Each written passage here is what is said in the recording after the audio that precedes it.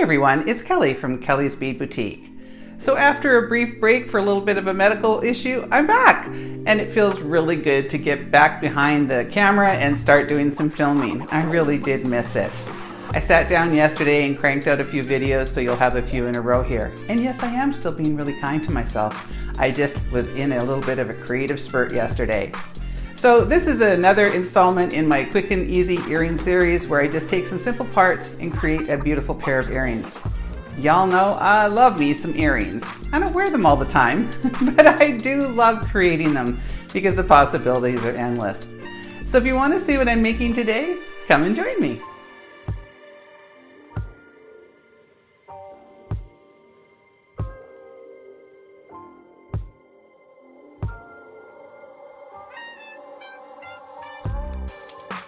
So for parts today, I'm going to be using a pair of these gorgeous mandala buttons from Tierra Cast. I absolutely love these. And I thought that these paired up really nice. These are a really interesting bead cap that are kind of squared off, and they're meant for square beads, but I'm going to show you how we can adapt those today. I also have some little tiny accent bead caps. I have a pair of rhinestone spacers in an antique bronze. I just wanted a little contrast.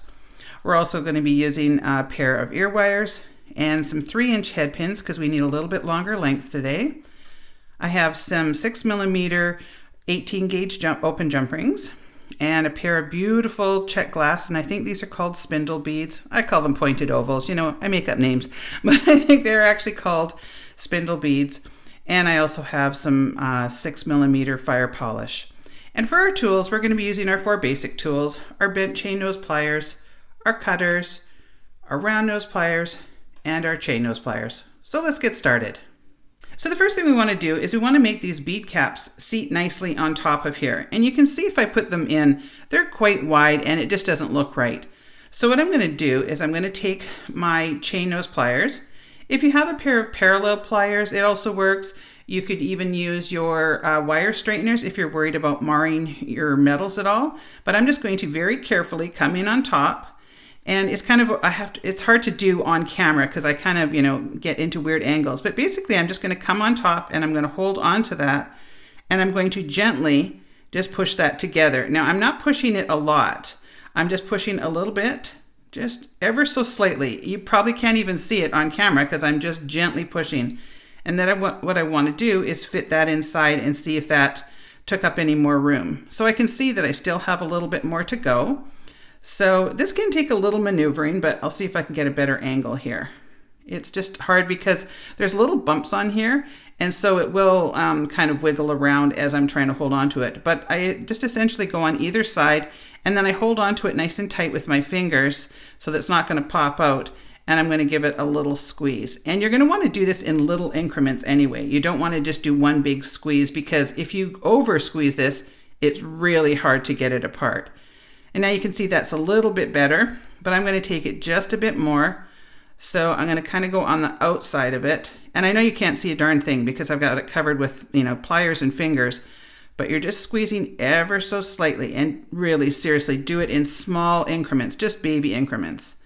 And that's just about where I want it. I'm just going to go just a tiny bit further, not a lot, because again, if I go too far on this, I can't get it back. It's impossible. So yeah, that's pretty much perfect. So that's what we're going to do on both of these little bead caps.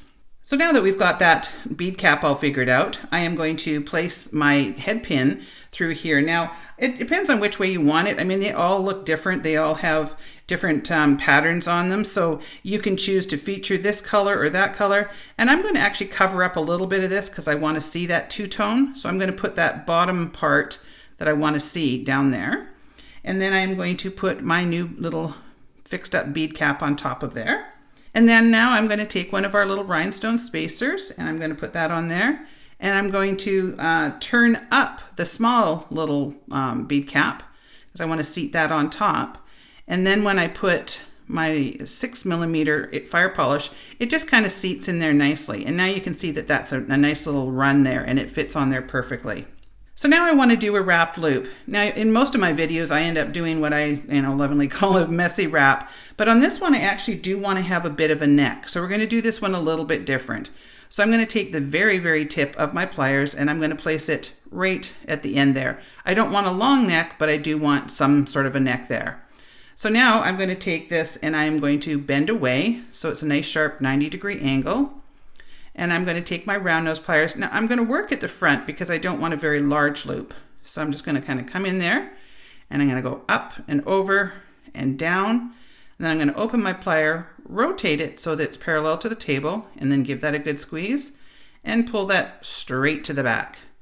And then if it needs to be kind of lined up, you just sort of turn it and line it up. But that's basically the way that we start that. Now I'm going to take my chain nose pliers and go right across that. Now these are really heavy duty head pins, and so it is a little bit harder to work with the fingers, so I'm going to use my pliers. So you always want to take the tip of the pliers and the tip of the wire. You don't want to start here because you're going to wreck your wire if you do that. So I've got a good grip on both, and I'm going to pull that down nice and tight and lock that in. And now I'm going to let go and re-grab and pull that around, bring it until I can't do any more. And then I'm going to go around again. Now, if it gets a little tight, like that's about as tight as I want it to get, I'm going to come in here and trim that off. You don't want to go so tight that you actually crack your bead because this is glass and you could crack that bead if you go too tight. Now I want to take the very tip of my chain nose pliers and come in and give that just a little smush. That's the technical term. I just want to get that little burr down so that it's not sticking out. So now you can see we have this beautiful feature. I absolutely love how this looks. I think it's very sort of Victorian looking and elegant and just beautiful. But we're going to take it just a little bit further and we're going to add our button on there. Okay, so one thing I should mention is I do want to have my loop going this direction. I don't want to have it going, this way. I want to sort of see through the side. It's just the way that it all kind of works out here. Okay, so now I want to attach this to our button. So I'm going to take my jump ring and I'm going to put a pair of pliers on one side of the cut. And then I'm going to open up with the other set of bent chain nose pliers. And that's why I like this little flat surface. It's good for getting a good grip on there. And you can give a nice twist. We're going to come through there and come through one side of the button. And this button is like sort of a, fully patterned all the way around. So it doesn't really matter which way you go. Now I'm going to take another one of my jump rings and I'm going to open that up. Turn my pliers over. And then I'm going to go through the other side.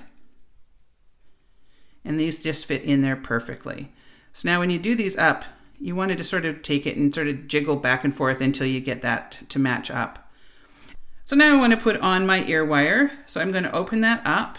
And I want to make sure I put this on the right direction. It's a little challenging because you sort of have to think backwards. So I'm going to sort of flip this jump ring open, and then I want to come in the back way because if I go the other way, it's backwards in your ear. And it took me a few minutes to get that figured out because I kept putting it in backwards. So you just want to jiggle that until it's nice and tight. So I'll show you the completed pair of earrings. So there you go. There's the completed pair. I absolutely love those mandala buttons. I think they just completed these off in such a stunning way. So if you want, you can buy these as a kit. I will have a link in the menu below the video. You just go to the drop down and there'll be a link that takes you directly to my fully secure website. If you enjoyed this video, please make sure to give me a like, leave me a comment. I love to hear from everybody. And if you haven't subscribed to my channel, please make sure that you do so. I want to thank you so much for watching, and we will see you on the next one.